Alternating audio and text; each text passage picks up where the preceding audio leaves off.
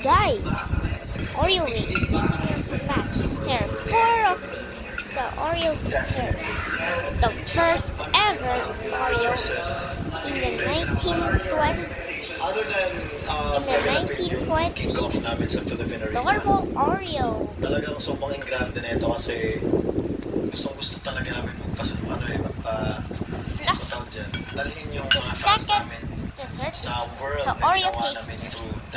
through the new EP na Normal release namin. Oreo, Gusto namin experience but talaga, this hindi time yung parang it's fluffy. pupunta lang sila doon, uupo, manunood, or like sasayaw lang Oreo sa harap nila. bars. No, Third of it's them something that we really, kaya nga sabi ni Diyos, sobrang ambisyoso Third namin ng mga tao.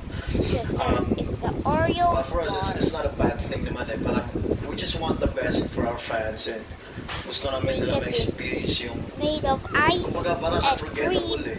Wow, It naman is ice cream. Grabe yung legacy na iniwan nila. So gusto namin na maging gano'n Sorry, sa I'm paningin nila stealing. kahit lumaki sila. And the Or last sa one mga anak nila in the Oreo future. Parang house. idol ko yan yung That vice can president break yan. Kaya here. yun yung gusto namin. Gums and Ako po yun nga, Raisins. parang I'm excited not just performing in Philippine Elite. It's naman, nakita sa concert and not just sa concert, but the preparation, the whole year